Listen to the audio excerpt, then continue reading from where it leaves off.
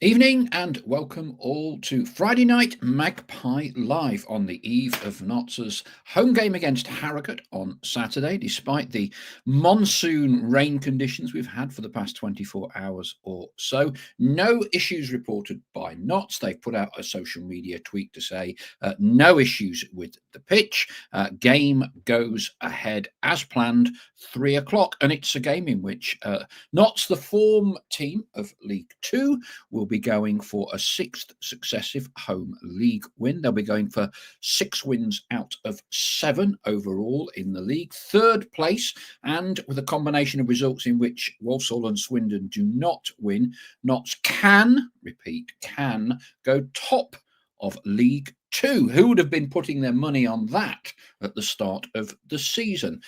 Team news, squad news, call it what you will. The main piece that's come out from today is that Jacob Beddoe is not suspended, so he is eligible to be picked tomorrow for Harrogate. Also in contention, as Martin Patterson has described it this morning, are Matty Palmer and Jody Jones. He was non-committal about whether they would be involved, but he said that they were in contention. What else have we got to discuss tonight? Well, there's a very interesting interview undertaken by BBC Radio Nottingham today with Lewis Macari. Lewis, you will remember, was on gambling charges as a legacy of a newly turned 18-year-old before he arrived at Notts several seasons ago. And it's a very, very candid interview. Talks at length about the challenges he went through and the pressures that were put on him.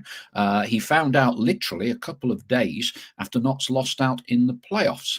I was told at the start of the season that one or two or several Notts players were told that they may be surplus to requirements and could look elsewhere. One of those was Curtis Edwards, who moved on to Gateshead. One of them was Hinchy, who is currently out on loan in the National League at the minute.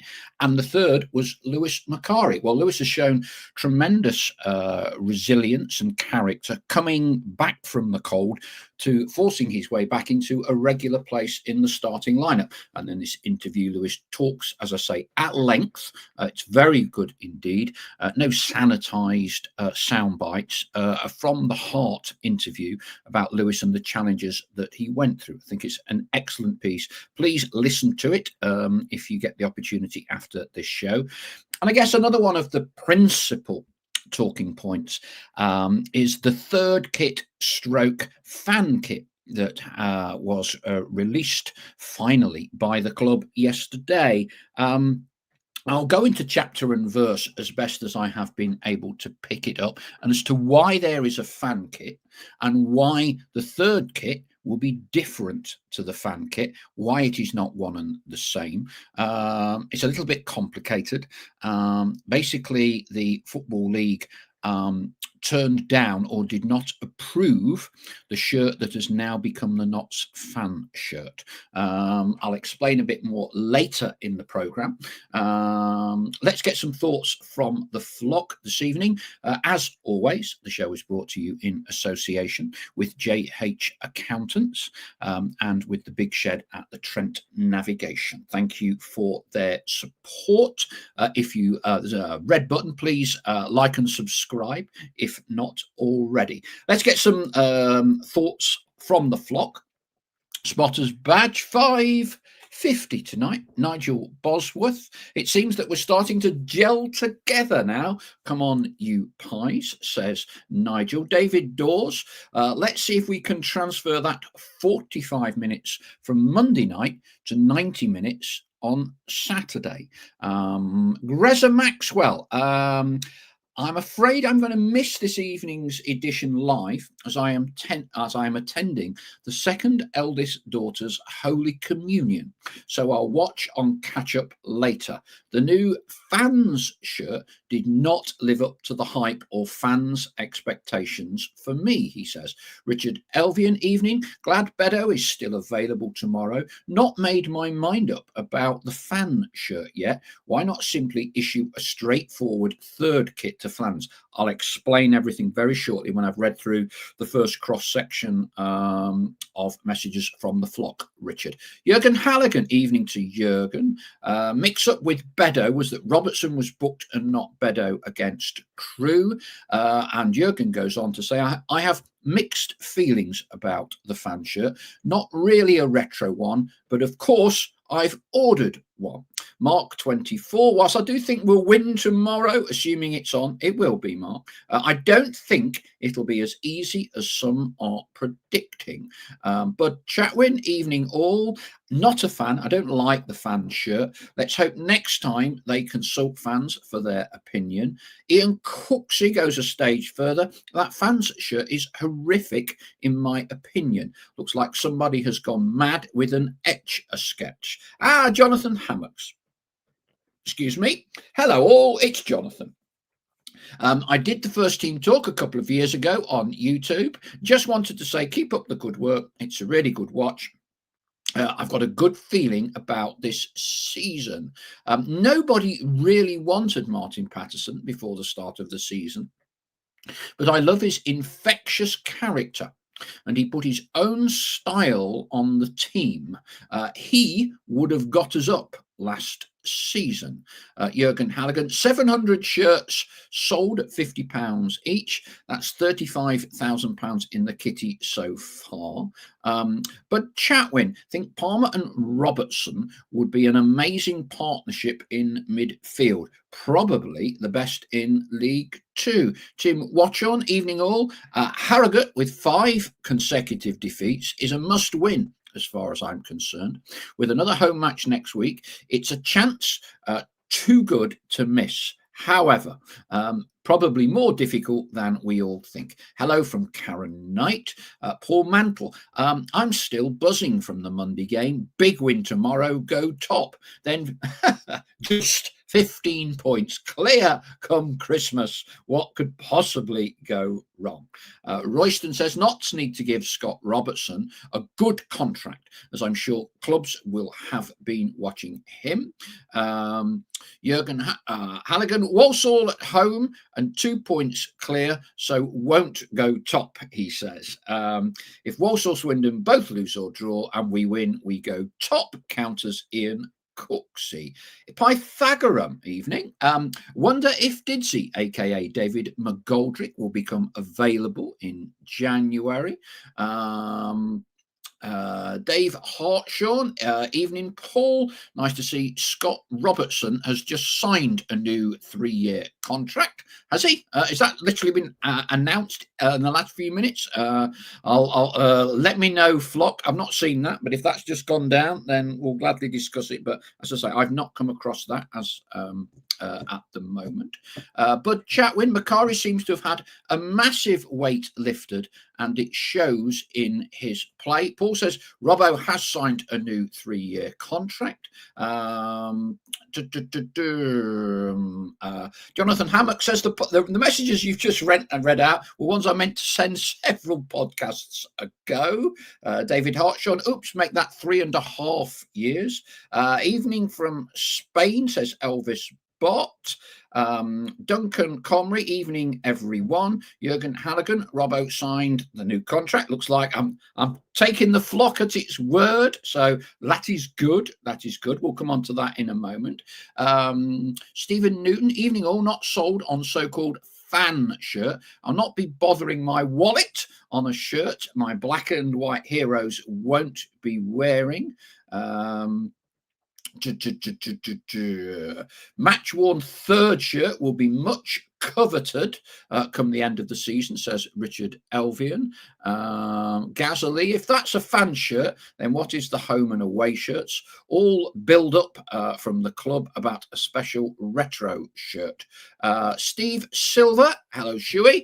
Lewis Macari's doing a fantastic job, top defender, proud of how he's dealt with the betting charge. Great to see him back in the team against Crawley. Here, Stephen. James Moore, evening you all on this dark and stormy, brackets and very wet night. Cracking news about Robbo's new contract, says Ian Cooksey, and several more. Yeah, so literally that's just broken. So Scott Robertson signing a new lengthy contract. So I guess that's a sign of the commitment by him to the club, and also the faith that the club have in him. And so I think that's very good. We've spoken on the show before about Scott, and I think for that matter, Lucas Ness. Both to me, when they're fully fit and playing well, are a level above League Two. But clearly, the challenge that both have faced in recent years has been getting out on the pitch regularly enough. And if they were playing regular, I don't think we would have been in a position to sign either of those players.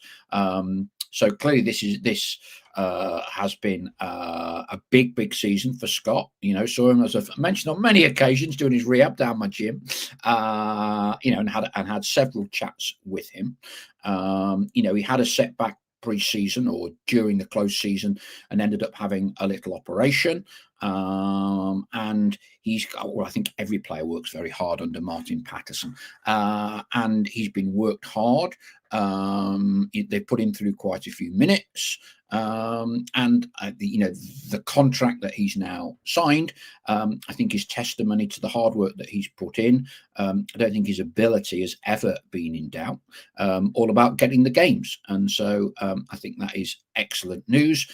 Vital cog so far for us this season, and long may that continue. And I think what will also be important to Scott is this now gives him some security, because I think that you know, and Scott mentioned this in an interview I saw earlier this season. You know, he knew this was a big year for him, having missed a lot of games. His dad actually is a regular listener to the show. He sends me a message or two from time to time.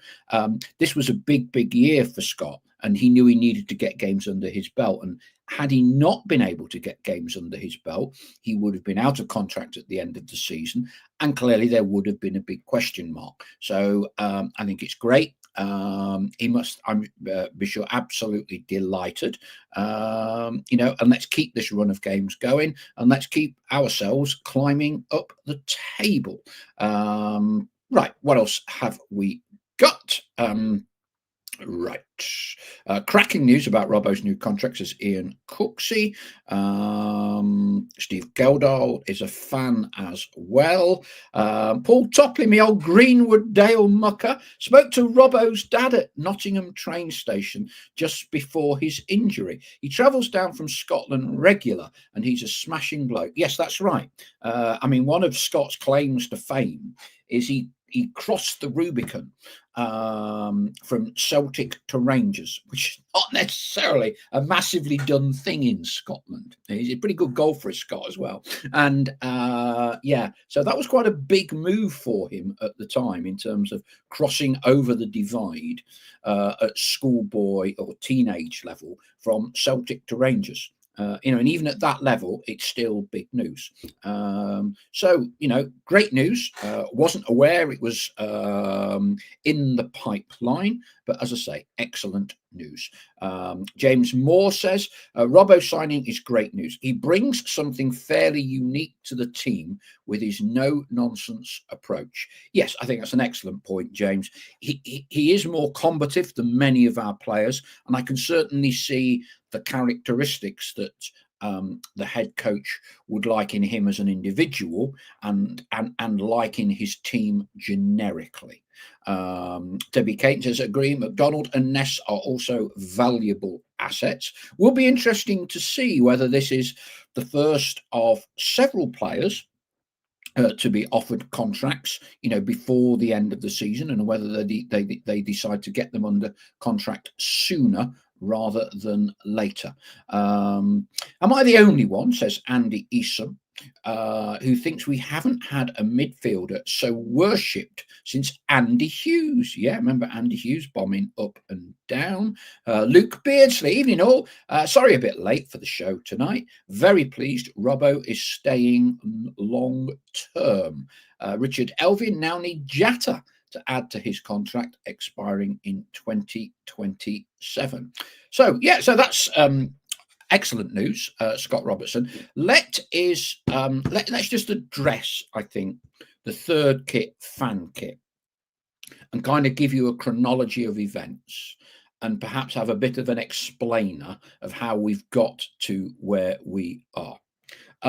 So, Notts kind of given the iconic status of this kit. There it is, wrong side. You can see the little magpie, single magpie, iconic to us of a certain vintage and generation. You do have to be about 50 or more to remember the damn thing. But anyway, it was an iconic kit associated with halcyon days of the clubs in the 70s and 80s.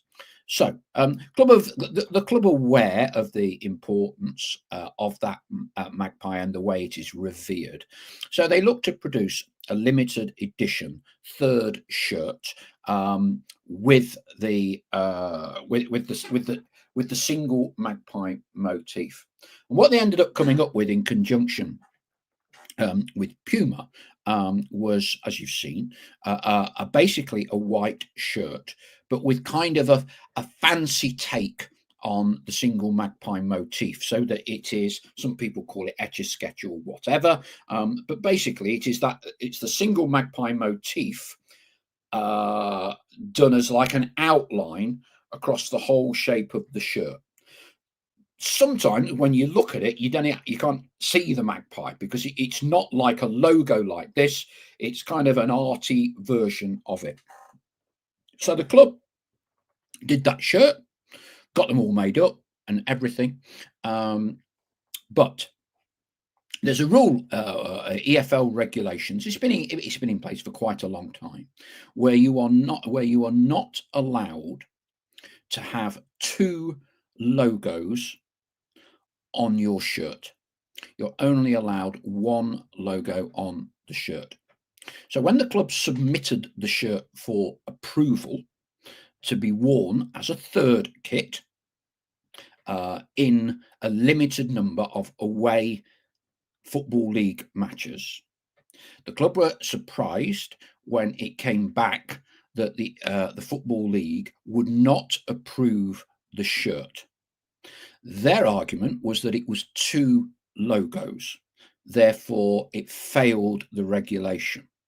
Now, Notts' viewpoint would be that it wasn't two logos per se. It was kind of like a creative, whatever you want to call it, spanning the shirt, but it failed. It was not approved by the Football League.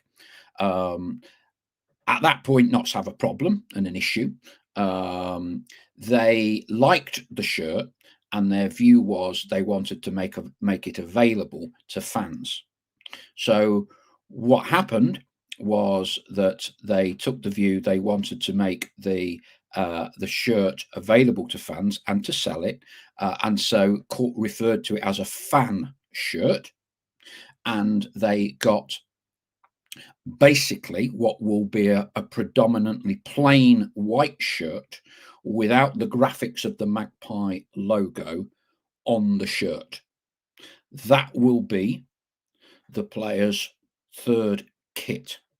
So same material, look the same, but will not have the Magpie motif across it. So effectively a plain white shirt with black trim. And I don't believe that's arrived yet. So it may be a few weeks before the club are in a position to be able to wear it.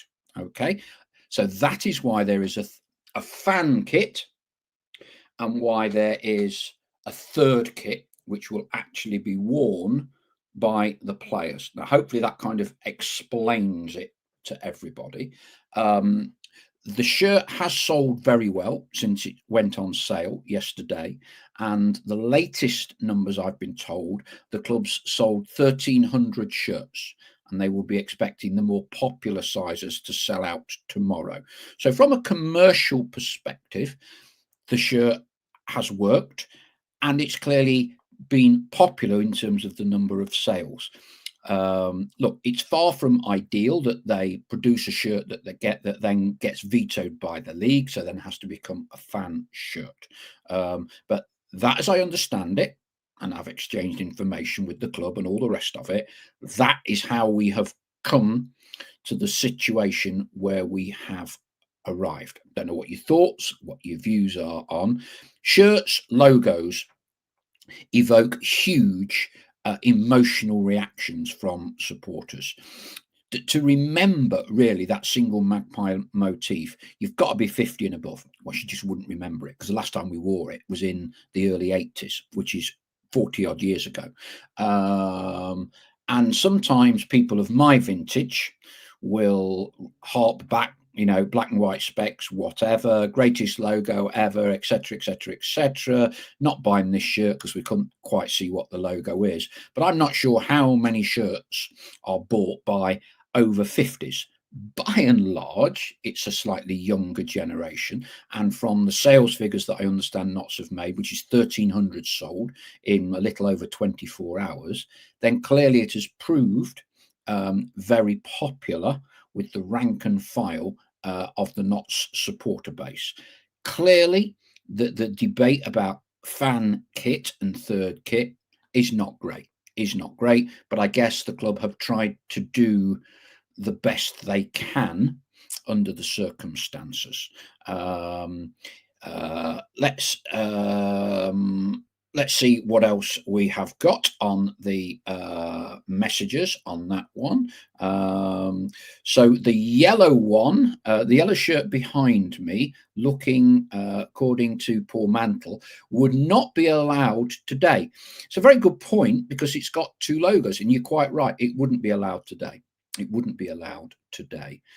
Richard Elvin, I thought the fan shirt was very pale blue. I mean, I think it depends what light you see it under.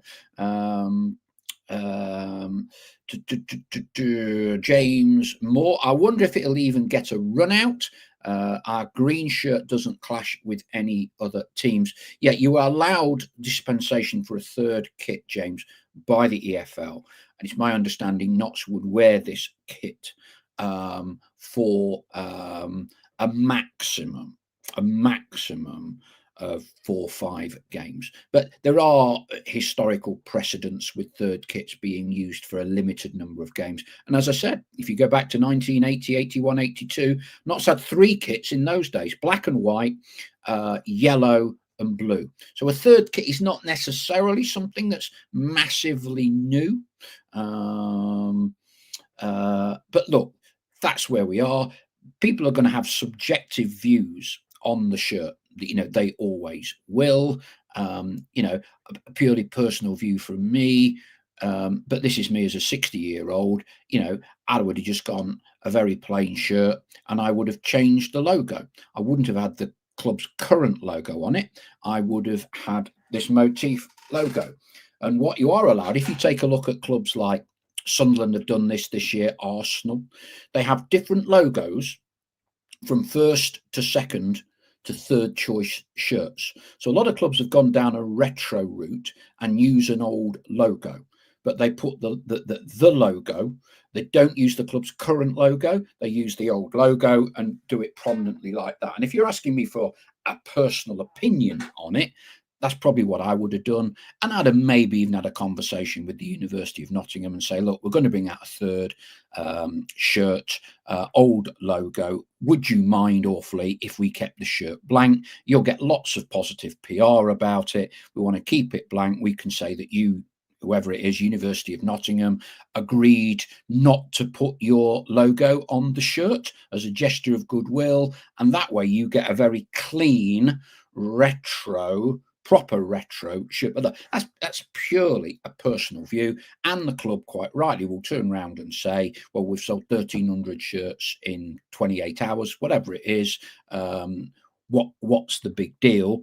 But equally, I can understand and have some sympathy with the fact that we've actually got a fan shirt and a third shirt. The reality is we shouldn't. We should just have a third shirt, which is worn by the players and which is on sale in the shop. But we haven't, for reasons I've explained. So hopefully don't that's what has happened. That's what has happened. So hopefully that clears it all up. There we go. Kay would have been wise to have had the shirt checked by the EFL before submitting it to Puma. I wouldn't disagree, Kay. Yeah, I wouldn't disagree. I think it's because it wasn't a like for like logo and it was kind of this fancy graphic going across the shirt as to whether it then becomes two logos on a shirt. Look, I'm trying to preempt people's thinking. Look, clearly it shouldn't have happened. It shouldn't have happened. Okay, right. Does that tidy all that up and everybody kind of understand what's happened? We are where we are. Okay, very good. Let's get back to the football. So we've done Scott Robertson. We've also spoken about the shirt. Harrogate tomorrow. Right. Here's a question I'll pose to everyone. Are we getting a bit carried away? Are we writing Harrogate off? The phrase I think that Martin Patterson used 10 days ago, football slaps you in the face when you least expect it. Now, I saw Simon Weaver's comments, the Harrogate manager. So many injuries, we can only field 3 subs. I'm just wondering if this is all the crying it in, etc. And I'm sure Martin Patterson wouldn't buy any of that. I'm assuming Harrogate have an academy. Well, they must have an academy, so they can fill that bench if they want. And personally, why wouldn't you fill it with young kids? Don't have to play them, do you? But I'll be surprised. I stand to be corrected here. You're allowed to use 5 subs in a game, right? I'll be surprised if Harrogate only name 3 subs tomorrow. I'll be surprised. I think he'll name 5 because he can make 5 subs. But I might be wrong. If they have genuinely only got 14 players, I'm surprised he ain't calling for a postponement. I'm surprised he ain't calling for a postponement. Say two or 3 more broke down in training this morning, get the game off. Plenty of clubs have tried that one in the past. So I'm not so sure, if I'm honest with you. And I'm nervous, but I just think we need to be a tad careful about, we've done this, we've won all these games on the trot, Harrogate are a waste of time and space, blah, blah, blah, blah, blah. He's a wily old fox, is their manager, as was proven when they beat us in the playoffs all those years ago. It would be such a nuts thing to lose 1-0, says Paul. Price of the shirt seems a bit steep at £50 for a fan shirt, said Senga. I wouldn't disagree with that. For me, I'd class it more as a training shirt and maybe price it accordingly. But I'm sure they'd already agreed a unit price with Puma. There we go. We'll see what happens. Looking at Saturday, says Jurgen Halligan, does Palmer come in and who do you drop? Guess it depends if he's fit or not. I think the club have been a tad economic, haven't they, Jurgen? With Matty Palmer's injury. I'm still not sure we even know what it is. He's been out for the best part of 3 weeks now. So one assumes muscle pull or something like that. Ian Cooksey, I agree. I'd take the Harrogate manager's comments with a pinch of salt. James Moore, I've said it since Alex Bass left. Why haven't we looked at getting Belshaw from Harrogate? He's a good keeper for this level and been a big reason for Harrogate's success in recent years. Jurgen Halligan, Belshaw can't get in the team at the minute. Be interesting whether he plays tomorrow. If he does play, I hope he doesn't have a worldie, says Kay. Gazali, I'm glad Cottrell got manager of the month and Anderson from Colchester player of the month. Pato and Jatta aren't good enough and didn't deserve it. Brackets, before you think he's taken complete leave of his senses, brackets, tongue in cheek from me. Stephen Newton, whining about lack of players is a mind tactic. Don't believe it. Paul Mantle, Harrogate been a bit of a thorn in Knott's side over the last few years, so a big win needed. Who remembers that away defeat? Was it 18 months ago now? when we were kind of taking the mick out of our own players and we kept passing the ball back in our own half when we were like about 2 or 3-0 down. That was one of the worst, I've got to say, away displays I've seen.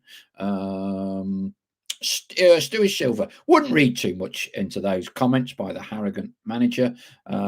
We've got a game to play against 11 players, whoever gets put out. So, as we said earlier in the programme, Jacob Beddoe is not suspended. Martin Patterson has confirmed today. Matty Palmer and Jody Jones, who missed the last game, are, in the words of the head coach, in contention.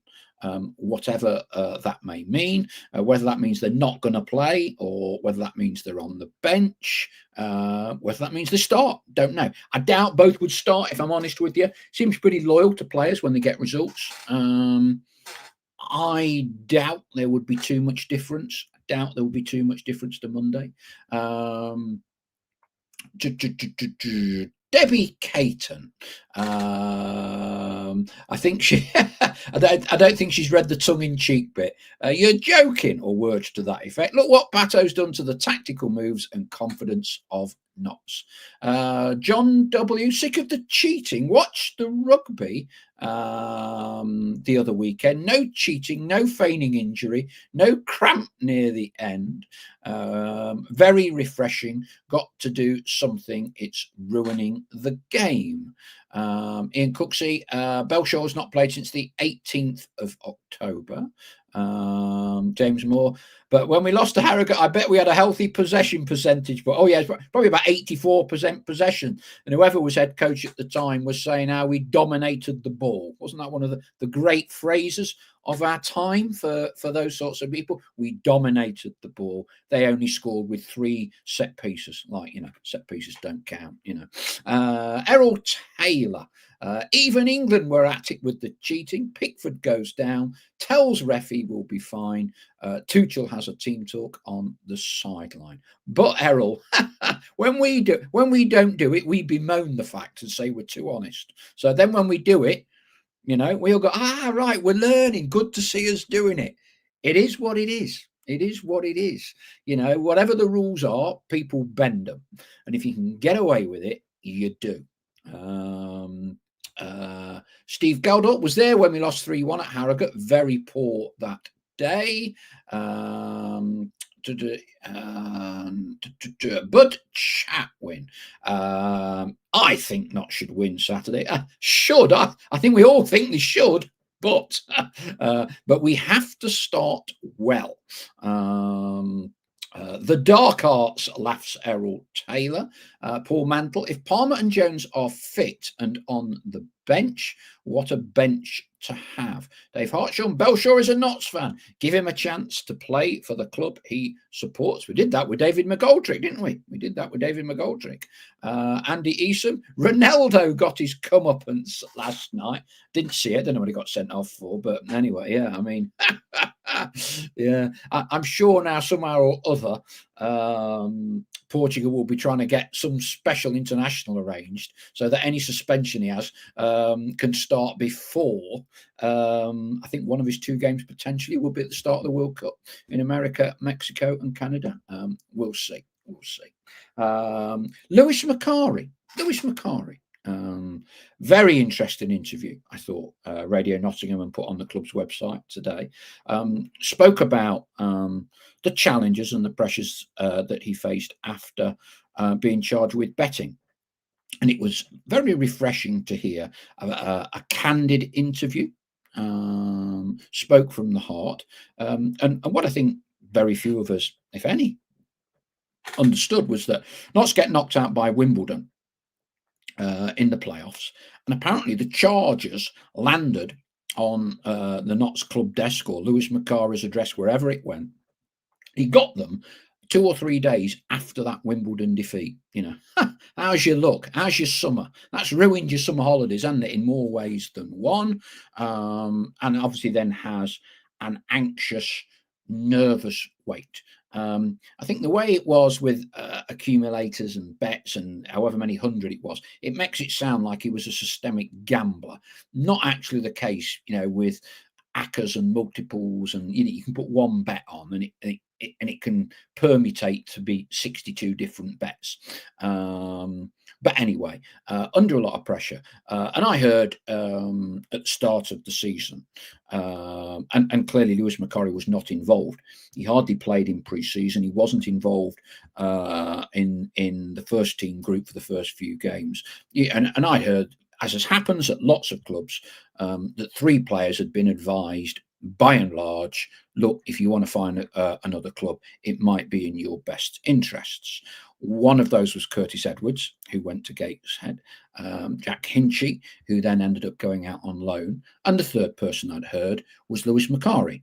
And so I think it shows a great deal of strength of character by Lewis, that he's dug in and fought his way back into the team from not really being part of it at all at the start of the year. And there's several Notts fans who I speak to, and I think the consensus among all of those fans is Lewis will make a living in the game. And by that we mean he can have 10 years with a trailing wind as a football league player. We've had a lot of head coaches and players that have been signed by the club in recent years who ultimately, when released by Notts, end up back in the National League. So I think Lewis has got a bit of something there. Clearly, professional football's in his family genes. Lou Macari, the former Manchester United and Stoke player, is his grandfather. So there's a bit of footballing blood in the DNA. And I think he's done really, really well, showed a lot of character, and at this moment in time is in the team on merit. And fair play to him. And he was talking about the pressures and how gambling is front and center. And the irony was, he's doing the interview in front of a backdrop, a Notts County interview backdrop, of which one of the logos and the corporate companies on that logo is Sky Bet. Which I think is a tad ironic. And of course, when he was at Stoke, they are owned by the Coates family, who are Bet365. Bet365 are on the shirts of Stoke. They're the major backers. So you can see it's quite omnipresent within football.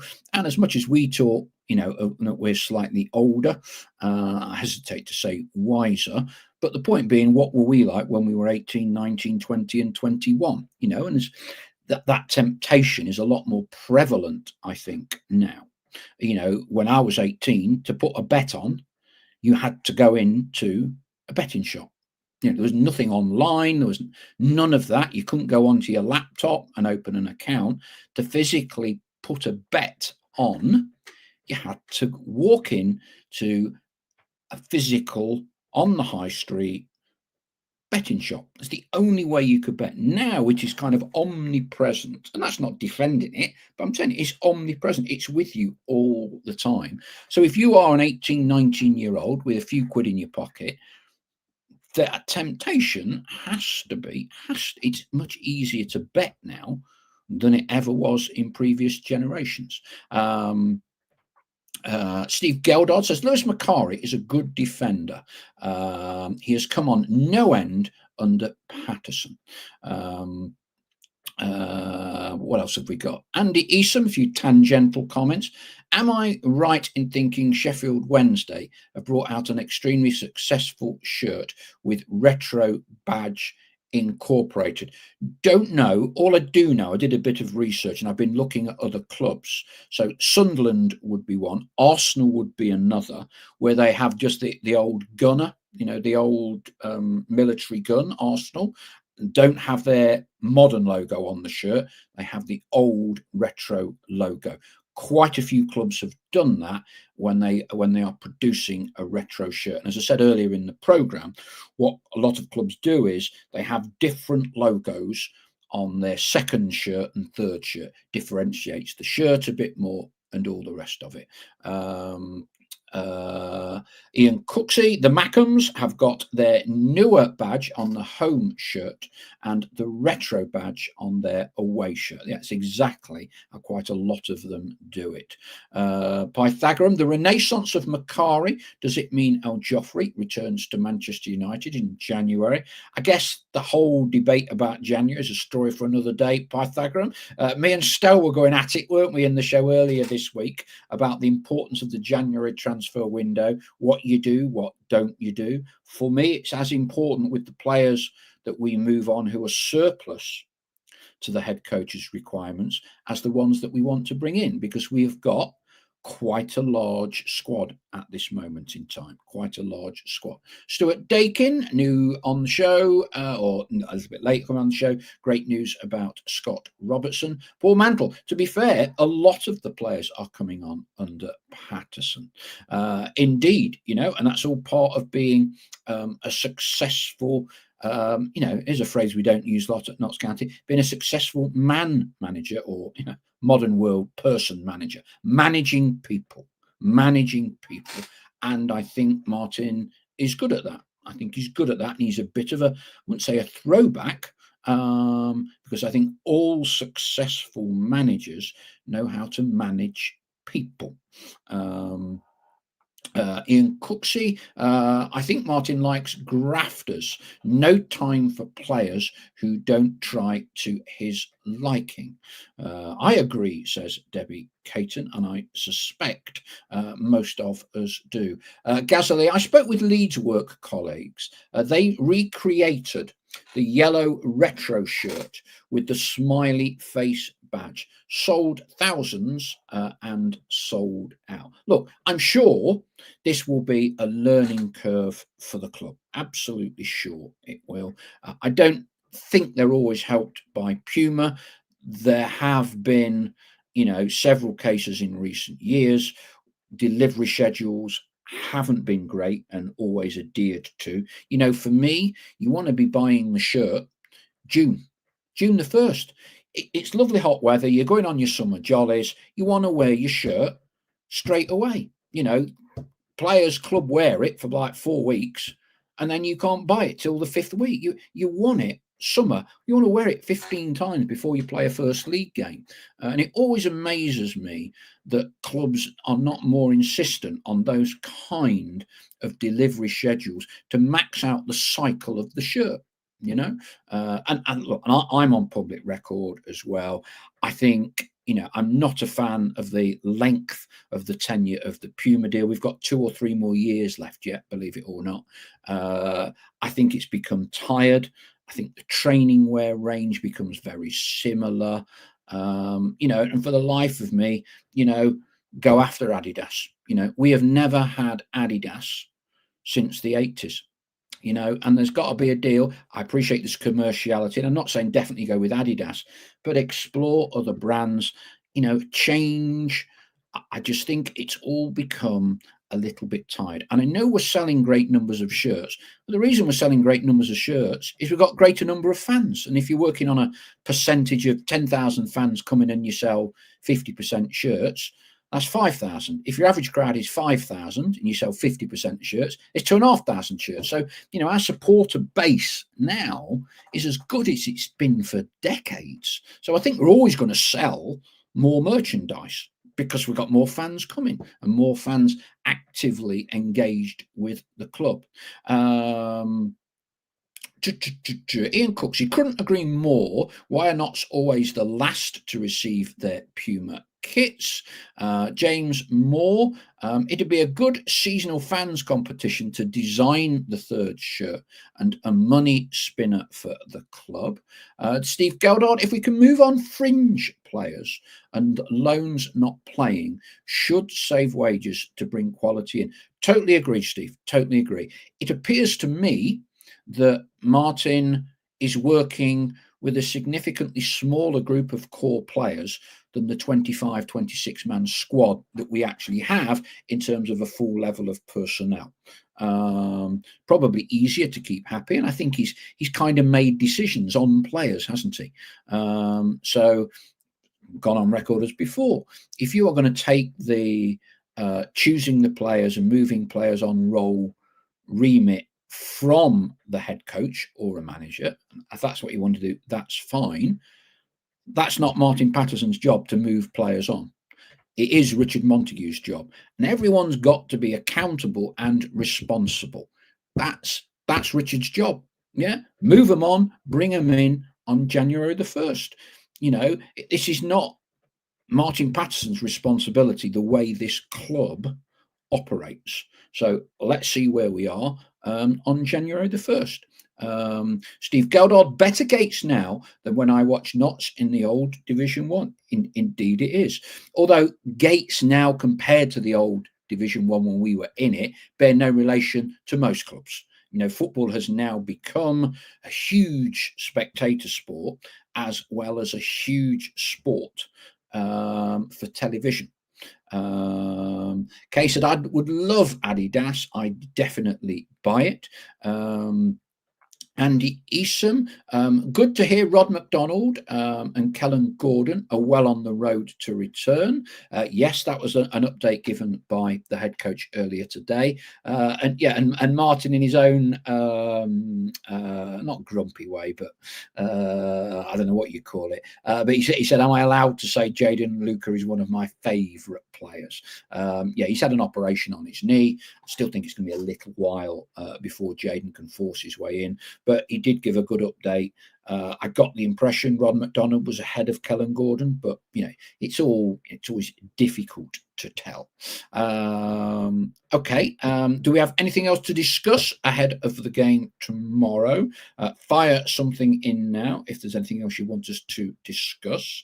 If not, I am looking forward to getting down to Meadow Lane. No crutches in shot, so I'm 3 weeks post anterior minimally invasive hip replacement operation. So I'm getting around a bit now. So I'm looking forward to being at the game tomorrow. So that will be good. Look forward to seeing everyone.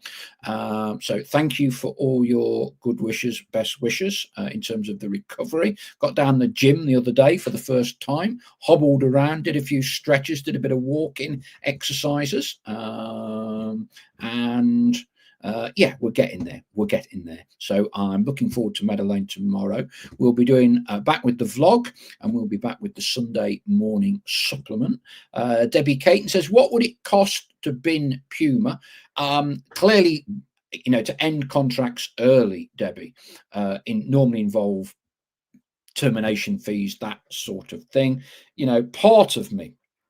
Part of me thinks, do the Donald Trump approach to it. Whatever you say about him, he's a pretty good negotiator. Just read the Riot Act to him. Say you're going to sue him for late delivery of a shirt, whatever it is. Yeah. And then come to some form of agreement, aka, typical Trump, wasn't it? I don't want to go down the political route. Says he's going to sue the BBC for £1 billion if they don't apologise by Friday today. Lo and behold, as we all knew they would, the BBC apologised on Thursday afternoon to him. There you go. Take your waterproofs, says John W. If it's on, it will be on. The club have put that out. There are no issues with the pitch now. Obviously, if a disc falls off the scoreboard, we're stuffed, aren't we? But anyway, I'm sure we're going to be fine. When a team wins lots of games on the trot, you very rarely see any home postponements. If they lose 5 on the trot, all of a sudden there's a problem. He says very cynically, and quoting, I think, one of the members of our flock and the dark arts. No, looking forward to it tomorrow. Back-to-back home games. We've got Colchester coming the following week. So I'm going to take my leave now, watch a bit of international football or whatever is on later this evening. Thank you for listening in. Thank you for all your comments. Hopefully we've tidied up the whole third kit, fan kit debate. As I say, the club have sold over 1,300 shirts. So there's a lot of people buying them, and that's good. Money into the coffers. Dave Hartshawn, hopefully I can survive the beer fest in the Nest and make it into the Cop in time tomorrow. Very good. Enjoy the beer fest, Mr. Hartshawn. See you all tomorrow. Thanks as always to our official partners, the Big Shed at Trent Navigation, and also to JH Accountants. Vlog tomorrow evening, Sunday morning supplement on Sunday. Back with the professionals view with Mark Stallard on Monday. Thank you, one and all. Catch up with you soon. Cheers for now. Bye bye.